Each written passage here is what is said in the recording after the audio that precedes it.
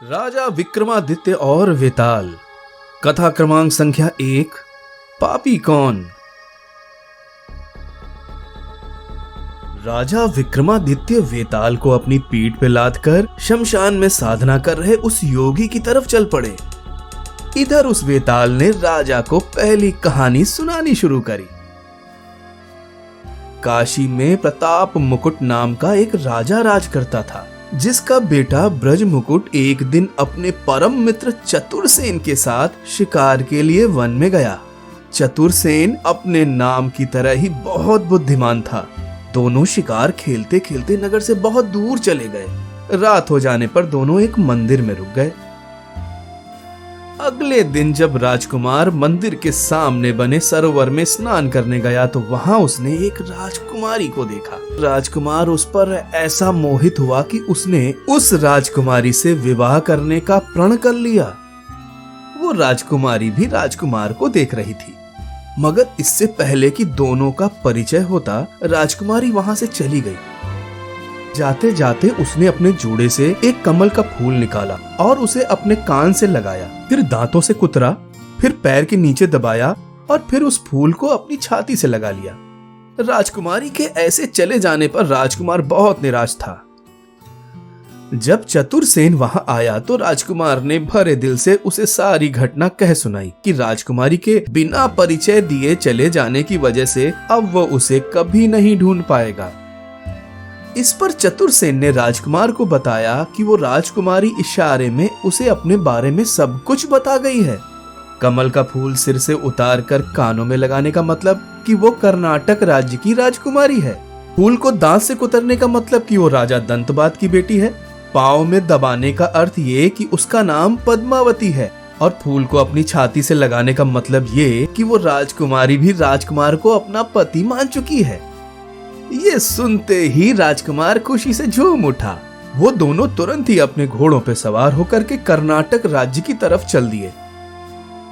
कई दिनों की यात्रा के बाद वो राजा के महल के पास पहुंच चुके थे। वहीं पास के एक घर में उनको एक बूढ़ी औरत चरखा काटते हुए दिखी।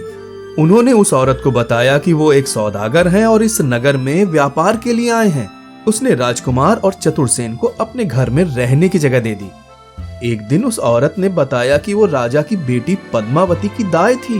बूढ़ी हो जाने की वजह से राजा उसके खाने पीने की व्यवस्था घर बैठे ही कर देता है, लेकिन वो पद्मावती से मिलने अक्सर महल जाती है।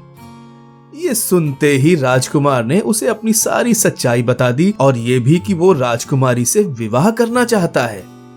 राजकुमार के अनुरोध पर वो औरत राजकुमारी के पास राजकुमार का संदेश लेके पहुंची कि जेठ महीने की 5वीं तारीख में उत्तर दिशा में सरोवर के किनारे उस राजकुमारी को जो राजकुमार मिला था वो नगर में आ गया है। लेकिन जब वो औरत वापस लौटी तो बहुत उदास थी। उसने अपने मुंह पर चंदन की 10 उंगलियों की छाप दिखाते हुए रोते हुए बताया कि जैसे ही उसने राजकुमार का संदेश राजकुमारी को बताया तो उसने अपने दोनों हाथों को चंदन से लेपकर उसके मुंह पर दे मारा। ये सुनते ही राजकुमार का तो दिल ही टूट गया, मगर चतुरसेन बहुत खुश था। उसने राजकुमार को बताया कि उस समय राजकुमारी के पास कोई न कोई और जरूर होगा, इसीलिए उसने राजकुमार को इशारे में संदेश भेजा है। चंदन की 10 उंगलियों का मतलब ये है कि अभी 10 चांदनी रात के दिन बाकी बचे हैं। 11वें दिन की अंधेरी रात राजकुमारी ने राजकुमार से मिलने का संदेश भिजवाया है। फिर 10वें दिन वो महिला राजकुमारी के पास वापस पहुंची तो इस बार राजकुमारी ने उसके मुंह पर कालिक लगा के उसे फटकारते हुए महल की पश्चिमी खिड़की से बाहर निकाल दिया। इसका रहस्य बताते हुए चतुरसेन बोला कि राजकुमारी ने कल रात राजकुमार को महल की पश्चिमी खिड़की से अपने पास बुलाया है। राजकुमार नियत समय पर महल की पश्चिमी खिड़की पे जा पहुंचा। वहां राजकुमारी उसका इंतजार कर रही थी। राजकुमार और राजकुमारी एक दूसरे से मिलकर बहुत खुश थे। राजकुमारी अपनी दासियों से स्वादिष्ट पकवान बनवाती और एकांत में राजकुमार की खूब खातिरदारी करती। इसी तरह से कई दिन बीत जाने के बाद राजकुमार को अपने दोस्त चतुरसेन की याद आई। उसने राजकुमारी को चतुरसेन की बुद्धिमानी के बारे में बताया कि कैसे उसकी चतुरता की वजह से ही वो आज राजकुमारी से मिल पाया है। उसने राजकुमारी से अपने दोस्त से मिलकर आने की अनुमति मांगी। राजकुमारी ने चतुरसेन की तारीफ सुन के राजकुमार से कहा कि वो चतुरसेन के लिए अपने हाथों से खाना बना के देंगी, जिसे वो अपने मित्र चतुरसेन को खिला करके वापस आ जाएं। राजकुमारी के हाथों का बना खाना लेके राजकुमार चतुरसेन के पास पहुंच गया। दोनों एक दूसरे से मिलकर बहुत खुश थे, मगर जब राजकुमार ने राजकुमारी के हाथों से बना खाना चतुरसेन को खाने को दिया तो वो एकदम से उदास हो गया। पूछने पर उसने बताया कि राजकुमारी खाने में जहर मिलाकर उसे मारना चाहती हैं। चतुरसेन के मुंह से ऐसा सुन के राजकुमार को बहुत दुख हुआ। चतुरसेन ने राजकुमार से कहा कि जब उसे पता चला कि राजकुमारी ने कभी स्वयं राजकुमार के लिए भी भोजन नहीं बनाया, लेकिन उसके लिए अपने हाथों से बना के खाना भेज रही है, तो वो समझ गया कि इस खाने में जहर है। सबूत के तौर पर जब चतुरसेन ने राजकुमारी के खाने को एक कुत्ते को खाने को दिया तो वो तुरंत ही मर गया। राजकुमारी की ऐसी हरकत जानकर राजकुमार का दिल टूट गया। उसने चतुरसेन के साथ तुरंत काशी वापस लौटने का फैसला कर लिया। इस पर चतुरसेन ने राजकुमार से कहा कि राजकुमारी तुमसे बहुत प्रेम करती है, इसीलिए वो तुमको मुझसे दूर करना चाहती है। चतुरसेन राजकुमार से कहता है कि वो वापस जरूर जाएगा, मगर उस राजकुमारी को राजकुमार के साथ लेके। वो राजकुमार से कहता है कि वो उस राजकुमारी के पास वापस जाए और जब वो सो जाए तो उसके पैर में त्रिशूल का एक निशान बना के उसके सारे गहने लेके उसके पास वापस आ जाए। राजकुमार राजकुमारी के पास वापस पहुंच जाता है और फिर योजना के तहत उस राजकुमार ने जैसा चतुरसेन ने कहा था बिल्कुल वैसा ही किया। जब वो राजकुमार राजकुमारी के गहने लेकर के चतुरसेन के पास वापस पहुंचा तो चतुरसेन मरघट पे एक साधु का भेष बना के बैठ गया। फिर उसने राजकुमार से कहा कि वो ये गहने जाकर के बाजार में बेच दे।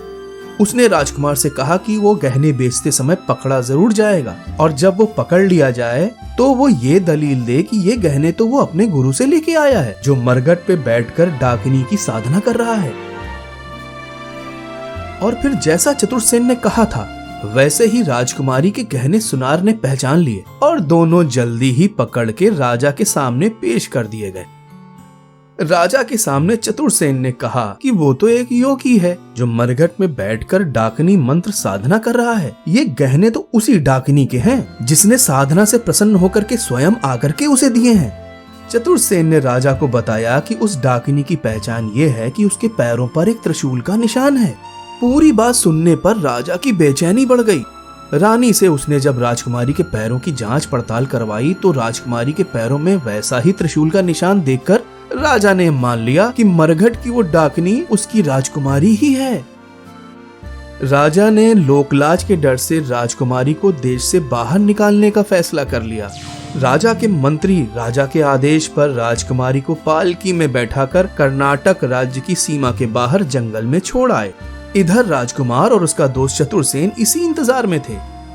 राजकुमार जंगल में भटकती उस राजकुमारी को अपने साथ लेकर के महल में आ गया और उससे विवाह करके खुशी खुशी रहने लगा। कहानी समाप्त होने पर वेताल ने राजा से पूछा कि हे राजन, इस पूरी कथा में सभी ने अपने अपने हिसाब से कुछ न कुछ पाप किया, चाहे वो चतुरसेन हो या फिर वो राजकुमारी, नगर का मंत्री हो या वहाँ का राजा या खुद वो राजकुमार। राजन, मुझे पता है कि तुम बहुत ज्ञानी हो, तो बताओ इस कथा में पाप का सबसे बड़ा भागीदार कौन है? अगर प्रश्न का उत्तर पता होने के बाद भी तुम नहीं बताओगे तो मैं तुम्हारे सिर के 100 टुकड़े कर दूंगा। ये सुनने पर राजा विक्रमादित्य बोले कि चतुरसेन ने जो भी किया अपने स्वामी के कार्य को सिद्ध करने के लिए किया। राज्य के मंत्री ने अपने राजा की आज्ञा का पालन किया और राजकुमार और राजकुमारी ने एक दूसरे से विवाह करके अपनी इच्छा को पूरा किया। इसलिए इस कथा में पाप का भागीदार वो राजा है जिसने अपनी बेटी को बिना सोचे विचारे अपने देश से बाहर निकाल दिया। ये सुनते ही वेताल जोर से हंसा और राजा से बोला, वाह राजन, तुम तो सच में बहुत बुद्धिमान हो, मगर अपनी बुद्धिमानी में तुम ये भूल गए कि तुमने कहा था कि अगर तुम बोले तो मैं चला। इतना कहकर वो वेताल हंसता हुआ उड़ करके वापस उसी पेड़ पर जा लटका। राजा विक्रमादित्य उसके पीछे लपके, एक बार फिर से उसे पकड़ करके उस योगी के पास ले जाने के लिए।